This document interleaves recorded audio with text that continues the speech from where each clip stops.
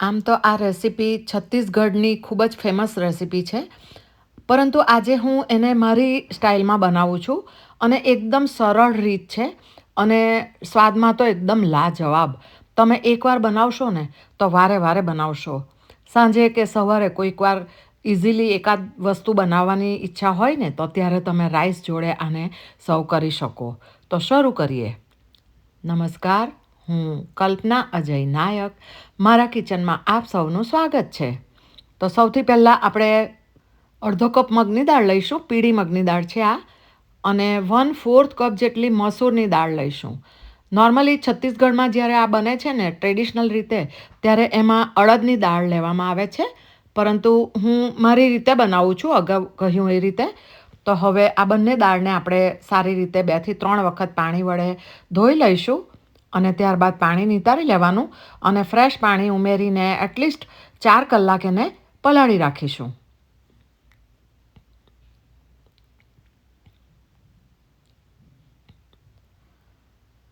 ચાર કલાક બાદ હવે દાળને જોઈ લઈએ.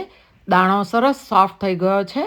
તમને બતાવું છું, જુઓ આ રીતે હાથ વડે તૂટે ને તો સરસ તૂટી જાય છે. તો આ પાણીને આપણે બધું નિતારી લેવાનું છે અને ત્યારબાદ મિક્સર જાર લીધું છે અને એમાં આ બંને દાળને અંદર એડ કરી દઈએ. પાણી બિલકુલ નથી લેવાનું, એ ખાસ ધ્યાન રાખવાનું છે. અને તીખાશ જોઈએ એ પ્રમાણે મરચાં લેવાના છે. મેં 1 તીખું મરચું મૂક્યું છે અને મગની દાળ અને મસૂરની દાળના ભાગનું મીઠું ઉમેર્યું અને 1/4 ટીસ્પૂન જેટલી હિંગ ઉમેરી છે અને બારીક ક્રશ કરી લેવાનું છે. જુઓ આ રીતે બારીક ક્રશ કર્યું છે મેં. હવે આ દાળને બાજુમાં રાખીશું અને કઢી માટેની તૈયારી કરીએ. તો 1/4 કપ ઘટ્ટ દહીં લીધું છે. સાધારણ ખટાશવાળું હોય ને એવું લેવાનું. આ માપથી તમે 3 વ્યક્તિને સર્વ કરી શકશો. એકલા રાઈસ જોડે ખાવું હોય તો, અને રોટલી સાથે ખાવું હોય, રોટલી દાળ ભાત શાક સાથે, તો 4 થી 5 વ્યક્તિને સર્વ કરી શકાશે. તો એ ચમચીથી મેં દહીંને બરાબર ફેટી લીધું અને તેમાં તીખાશ જોઈએ એ પ્રમાણે લીલા મરચાં અને આદુની પેસ્ટ, 1/2 ટીસ્પૂન હળદર, સ્વાદ પ્રમાણે મીઠું અને 1/4 ટીસ્પૂન જેટલો ગરમ મસાલો અને 1 ટીસ્પૂન જેટલું કાશ્મીરી લાલ મરચું ઉમેર્યું છે. કાશ્મીરી લાલ મરચું તમારે સ્કીપ કરવું હોય ને તો કરી શકાય. તો હવે સારી રીતે મિક્સ કરીએ. અને મને આ બાઉલ થોડું નાનું લાગે છે, તો હું થોડા મોટા બાઉલમાં ટ્રાન્સફર કરું છું, કારણ કે આપણે અંદર પાણી પણ આવશે. તમે દહીંને બદલે છાશ પણ લઈ શકો. હવે જે દાળ ક્રશ કરી છે ને એમાંથી 2 ટેબલસ્પૂન જેટલી દાળ આ કઢીના મિશ્રણમાં ઉમેરીશું. મારી ચમચી મોટી છે એટલે તમને એવું લાગશે કે મેં ઓછી ઉમેરી છે, પરંતુ 2 ટેબલસ્પૂન જેટલી ઉમેરી અને 2 કપ જેટલું પાણી ઉમેર્યું છે. હજી વધારે પાણીની જરૂર પડશે, પરંતુ આપણે પાછળથી ઉમેરીશું. અને છાશ સાથે બંને દાળ જે ઉમેરી તેને સારી રીતે મિક્સ કરીએ. અને હવે કઢી બનાવવા માટે ગેસ પર જાડા તળિયાવાળું પાન મૂક્યું છે. એમાં 1 ટેબલસ્પૂન ઘી લીધું છે. તમે તેલમાં પણ બનાવી શકો. હવે વઘાર માટે 1 ટીસ્પૂન લખનવી વરિયાળી, 1/2 ટીસ્પૂન આખા ધાણા, 1 તમાલપત્ર, 1 લાલ સૂકું મરચું, 2 લીલા મરચાં, 1/4 ટીસ્પૂન જેટલા મેથીના દાણા અને 1/2 ટીસ્પૂન રાઈ લીધી છે, એ એડ કરીએ. ગેસની ફ્લેમને અત્યારે મીડિયમ રાખી છે અને જીરું, મેથી, રાઈ વગેરે થોડું ફૂટી જાય ત્યારબાદ આપણે બીજા મસાલા ઉમેરીશું. 2 લવિંગ ઉમેર્યા છે અને 2 મરી ઉમેર્યા છે અને 1/4 ટીસ્પૂન હિંગ ઉમેરી. હવે આ કઢી પત્તા છે ડ્રાય, એ ઉમેર્યા 8 થી 10 જેટલા અને 2 મીડિયમ સાઇઝના કાંદાને રફલી કાપી લીધા છે, એ ઉમેર્યા છે. થોડા મેં મોટા કાપ્યા છે. તમે જ્યારે આ ડૂબકી કઢી ખાશો ને ત્યારે થોડા મોંમાં સ્વાદમાં ચાવવામાં આવશે કાંદા, તો બહુ જ સરસ લાગશે. તો કાંદાને થોડા કૂક થવા દઈએ અને ત્યારબાદ 2 ટામેટાં કાપી લીધા છે બારીક રીતે, તો એ ઉમેરીશું અને ટામેટાં તથા કાંદાને કૂક થવા દઈએ. થોડું પાણી ઉમેરીશું. અને આવી અવનવી વાનગી જોવા માટે તમે આ ચેનલને હજી સબસ્ક્રાઈબ ના કરી હોય તો ચોક્કસ કરજો અને બેલ આઇકોન જરૂરથી પ્રેસ કરજો, કે જેથી દરેક નવી રેસિપીના વિડીયોનું તમને નોટિફિકેશન મળે અને તમે તરત વિડીયોને જોઈ શકો. હવે તૈયાર કરેલ કઢીનું મિશ્રણ ઉમેરી દીધું છે અને ખાસ ધ્યાન રાખવાનું કે આ કઢીનું મિશ્રણ ઉમેર્યા બાદ એને હલાવતા રહેવાનું છે. બાઉલમાં મેં 2 ટેબલ સ્પૂન જેટલું પાણી લીધું અને એ ઉમેર્યું છે કે જેથી કઢીનો મસાલો પૂરેપૂરો આ નીચેના ગેસ પર જે બાઉલ છે એમાં આવી જાય. હવે દાળનું જે મિક્સરનું બાઉલ છે ને એમાંથી દાળ કાઢીને એક બાઉલમાં લીધી છે અને એમાં પણ મેં 1/4 કપ જેટલું પાણી લઈને કઢીમાં ઉમેરી દીધું છે. હવે દાળને સારી રીતે ફેંટવાની છે એટલે કે એમાં હવા ભરાશે અને મિશ્રણ એકદમ હલકું હલકું થશે અને આપણે જે કઢીની અંદર ડૂબકી મૂકવાના છીએ આ બંને દાળની તો એ ફૂલીને એકદમ અંદરથી પણ કૂક થઈને સોફ્ટ બનશે.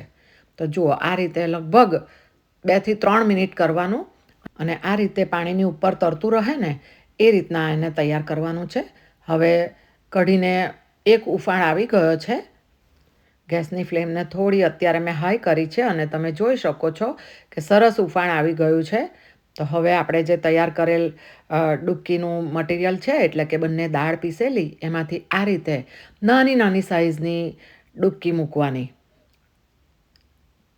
તમે ઢોકળી મૂકો ને તે રીતના હાથ વડે 3 આંગળી વડે તૈયાર કરીને એને અને ફરતી બધી જગ્યાએ મૂકવાની. એક જગ્યાએ એ વધારે પડતી નહીં મૂકવાની અને તવેથા વડે ધીમા હાથે એને હલાવી લેવાની અને ત્યારબાદ ફરીથી બીજી મૂકવાની.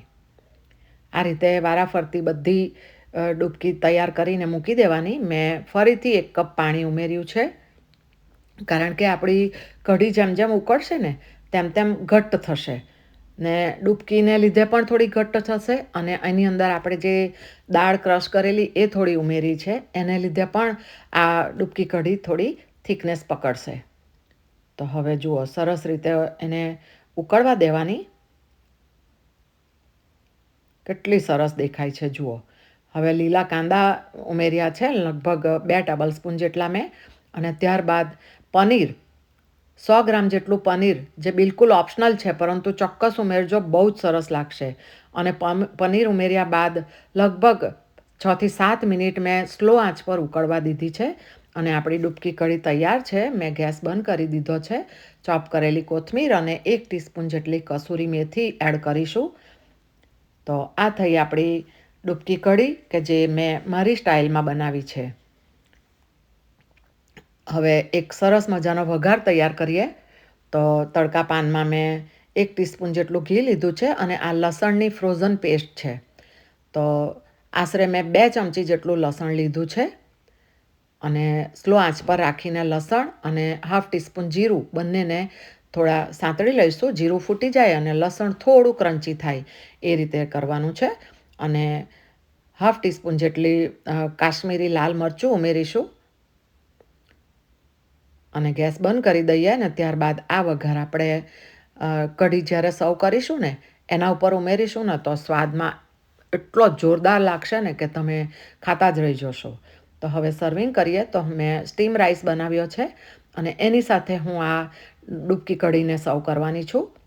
તો જુઓ ગરમ ગરમ રાઈસ અને ગરમ ગરમ ડૂબકી કઢી, એમાં તમે પનીર પણ જોઈ શકો છો અને આપણી ડૂબકી કેટલી સરસ ફૂલીને સોફ્ટ થઈ ગઈ છે જુઓ.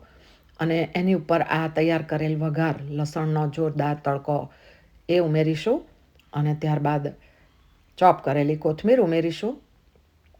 તો આ રેસીપી તમને કેવી લાગી?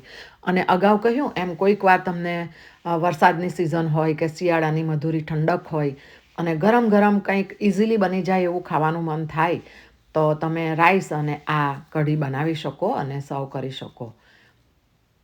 તો તમારું ધ્યાન રાખજો અને આવજો.